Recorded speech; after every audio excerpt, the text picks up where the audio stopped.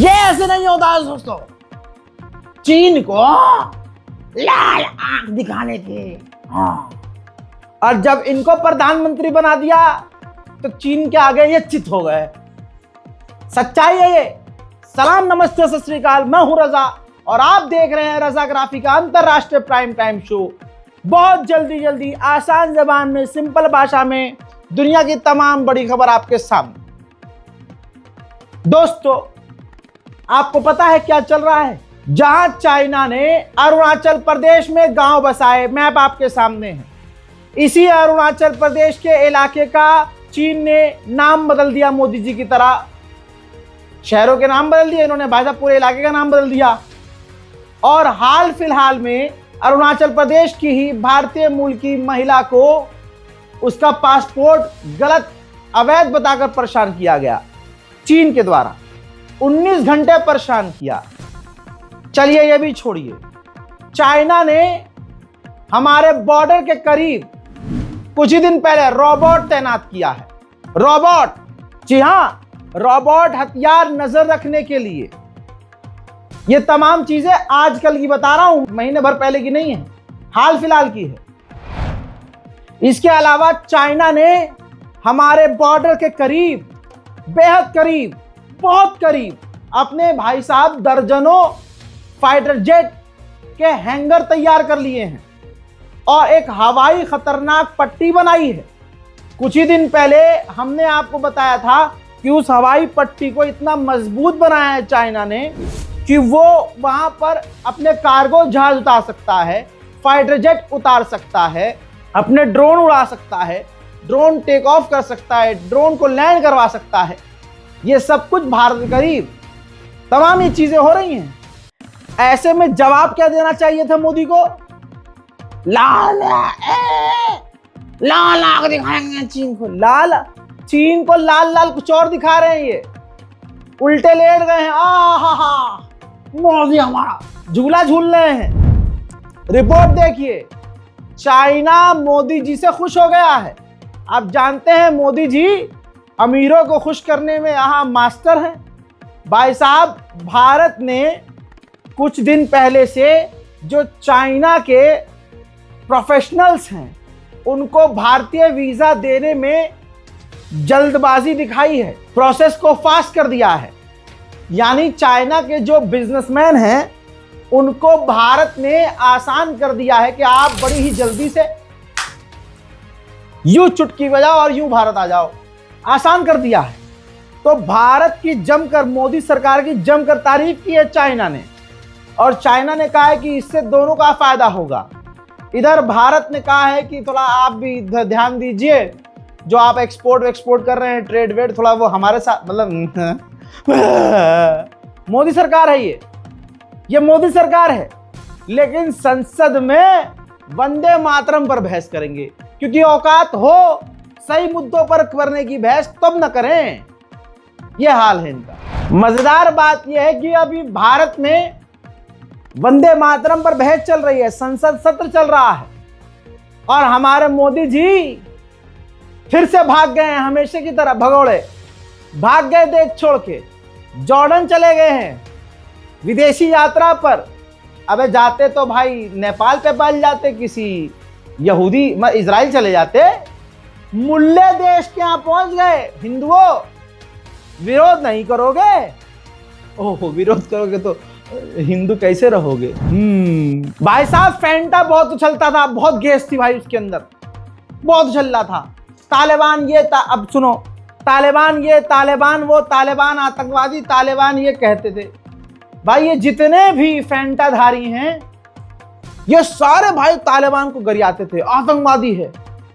अब हमारे माननीय मुख्यमंत्री योगी आदित्यनाथ जी को बताइए, जो एएनआई वालों को क्या बोल देते हैं, कोई इनको बताओ, उनको बुला के लाओ, उनकी आंखों को खोलो और कहो कि एक ही महीने में तीसरी बार तालिबान का हेल्थ मिनिस्टर भारत आ रहा है। अब कितनी जगह बम फटवाओगे भाई तालिबान से? मैं खुला मुसलमान, एक भारतीय मुसलमान, भारत माता की जय बोलने वाला, वंदे मातरम बोलने वाला, मैं कह रहा हूं तालिबान आतंकवादी हैं। अब योगी जी से बुलवा के दिखाओ तालिबान आतंकवादी हैं। नहीं, सांस रुक गई। हजरात, तालिबान को आतंकवादी कहने वाली सरकार तीसरी बार मेजबानी करेगी तालिबान की। तेरी जात। पहले अमेरिका क्या कहता था, तू क्या है बे? आज वो हमारी चड्डी फाड़ के कह रहे तू क्या है बे। हजरात, मोदी सरकार और मोदी का फर्जीपना देखो। नमस्ते डोनाल्ड ट्रम्प कर करके गले की नसें फाड़ ली थी अगले ने। और भारत के अंडवों का तो अलग ही कहना। क्या कहूं मैं इन्हें। भाई साहब, भारत में वो व्यक्ति है, यूट्यूब पर सर्च कर लीजिएगा या चैट जीपीटी की मदद ले लीजिएगा, जिसने डोनाल्ड ट्रम्प की मूर्ति बनवाई थी, उसकी पूजा कर रहे थे। भाई साहब, अगर डोनाल्ड ट्रम्प हक देता यहां तो उसके गू को भी उठा के मुंह में लेप लेता। अरे गुरु, ये भारत के एक खास समुदाय के अंधभक्त हैं। उसी अमेरिका ने एक बार फिर से भारत को झटका दिया। ट्रम्प सरकार ने चाइना को रेयर अर्थ मिनरल्स के लेवल पर टक्कर देने के लिए एक ग्रुप बनाया, जिसमें Japan, Republic of Korea, Singapore, Netherland, UK, Israel, UAE और ऑस्ट्रेलिया और अमेरिका है। जी हां, मोदी जी नहीं है, भारत नहीं है इसके अंदर। अब गांचट्टे आ जाएंगे, इसमें फायदा बताएंगे कि इस ग्रुप में ना होने का फायदा क्या है। ये होती है उन लोगों की फितरत जो बासी मुंह चमन परास्त की तरह गू चाटते हैं मोदी और भाजपा के समर्थन में। $7 बिलियन मोदी जी के रहते हुए पाकिस्तान को लोन मिल रहा है, जिसकी 11 से 12 शर्तें सख्त हैं, लेकिन पाकिस्तान को पैसा चाहिए तो वो तो मानेगा। अब कोई गांचट्टा ये ना वीडियो बना दे कि भाई ये जो लोन जो IMF दे रहा है पाकिस्तान को, ये तो हमारे मोदी जी ने सदका निकाला था तो वो दे रहे हैं। अबे कितना गूंज चाट के क्या क्या बोलोगे यार तुम। उधर पाकिस्तान की दादागिरी जरा देखिए। अपने social media platform x, Facebook, जहां पाकिस्तान जो काम कर रहे हैं, उनको धमकी दी है कि अगर हमारे देश के और हमारे हिसाब से, हमारे कानून के हिसाब से नहीं चले तो हम बैन कर देंगे आपको। दादागिरी तो पाकिस्तान के शहबाज शरीफ ने दिखाई है। भाई, तुर्कमेनिस्तान में कई देशों की मीटिंग चल रही थी। पहले से मीटिंग तय थी कि भाई पाकिस्तान और रूस की मुलाकात होगी। भाई 40 मिनट तक इंतजार कराया व्लादिमीर पुतिन ने पाकिस्तान के प्रधानमंत्री शहबाज शरीफ को। भाई शहबाज शरीफ को गुस्सा आ गया। शहबाज शरीफ एकदम क्रिश स्टाइल में उठे और वो उठ के सीधा जो है जहां मीटिंग चल रही थी पुतिन की, सारी सिक्योरिटी को तोड़ते फोड़ते अंदर पहुंच गए। फिर कई घंटे तक अंदर क्या हुआ हमें नहीं पता, किसने किसको पीटा हमें नहीं पता। उसके बाद शहबाज शरीफ कई घंटे के बाद जो है, 1-2 घंटे के बाद जो है, उस कमरे से बाहर निकलते हुए देखे गए। मेन बात यह थी कि पाकिस्तान को अलग से टाइम दिया था पुतिन ने कि हम अलग से बात करेंगे, लेकिन जब व्लादिमीर पुतिन तुर्की के राष्ट्रपति एर्दोगान से मीटिंग कर रहे थे तभी ये घुस गए। और भाई साहब फुल दादागिरी, ये देखिए, प्रॉपर तरीके से उनके नाश्ते में भी शामिल हो गए, जिसके बाद तीनों भाइयों ने साथ में जो है नाश्ता वाश्ता किया और कई मुद्दों पर बात भी की। पाकिस्तान के प्रधानमंत्री शहबाज शरीफ ने अफगानिस्तान से मांग की है कि टेरर ग्रुप को कंट्रोल करे। खुलकर पाकिस्तान भारत के खिलाफ बोल रहा है। पाकिस्तान के उप प्रधानमंत्री ने साफ कहा है कि सार्स का हिस्सा भारत को हम नहीं चाहते, इसीलिए हम सार्स से अलग एक ग्रुप बना रहे हैं, क्योंकि सार्स में भारत काम नहीं होने दे रहा था। पाकिस्तान से खुद बलोचिस्तान नहीं संभल रहा है। हजरत, बलोचिस्तान के लीडर ने डोनाल्ड ट्रंप को खत लिखा है, नाराजगी जताई है कि आपने पाकिस्तान के F-16 फाइटर जेट को अपग्रेड करने के लिए अप्रूवल क्यों दिया है। यानी बलोचिस्तान खुद पाकिस्तान के समर्थक नहीं है। भाई, यूक्रेन के समुद्र के पोर्ट के पास एक तुर्की का टैंकर खड़ा था तेल लेकर। रशिया ने ड्रोन हमला किया, यूक्रेन का अपना समझा कि भाई यूक्रेन का ही होगा ये, और वो जाकर सीधा तुर्की के जहाज से टकरा गया, जिससे उस तुर्की के जहाज में आग लग गई।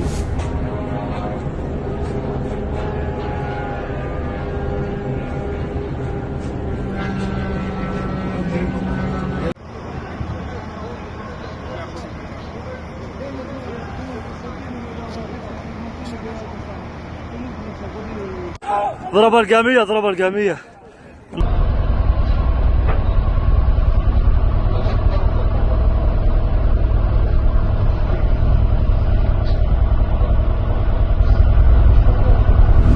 नेपाल का जेनजी प्रदर्शन आपको याद होगा।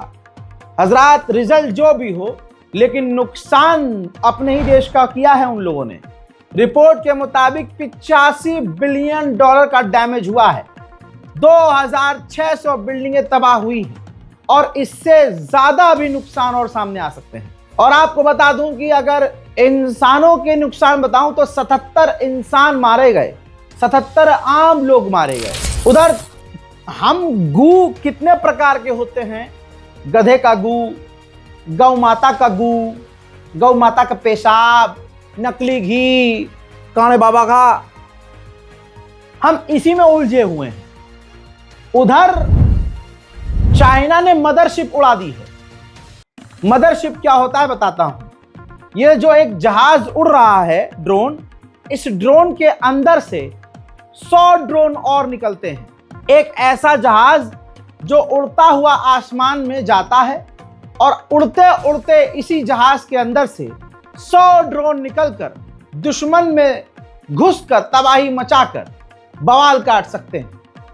ऐसा हथियार बनाने वाला दुनिया का पहला देश चीन बन चुका है, जो इसको अब ऑफिशियली इस्तेमाल भी कर रहा है।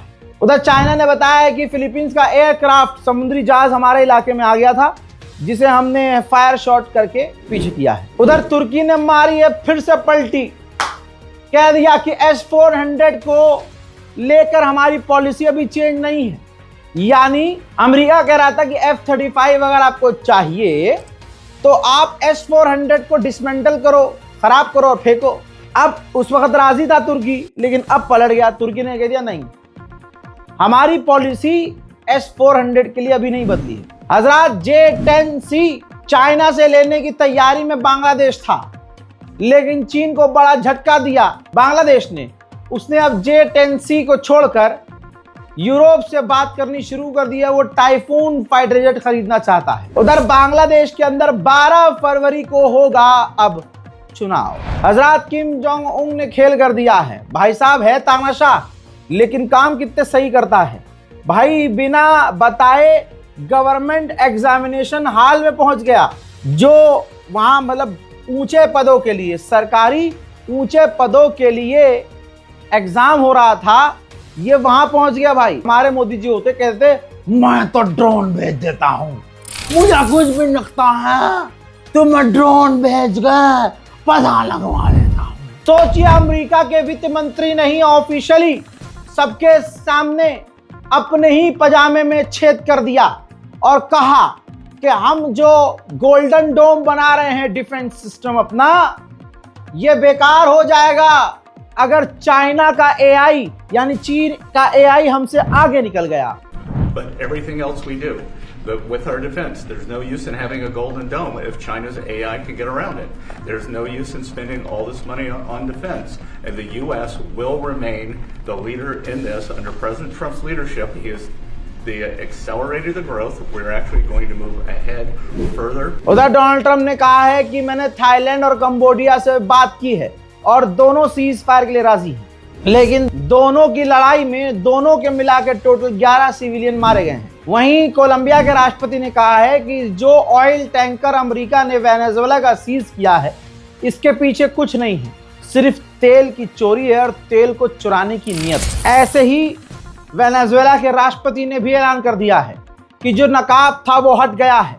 अब ये साफ हो गया है कि अमेरिका सिर्फ और सिर्फ हमारा तेल चुराना चाहता था। हजरात, फिलहाल के अंतर्राष्ट्रीय प्राइम टाइम रिपोर्ट में आज और अभी के लिए इतना ही। इस रिपोर्ट को शेयर कीजिएगा, अपनी दुआओं में याद रखिएगा। जय हिंद।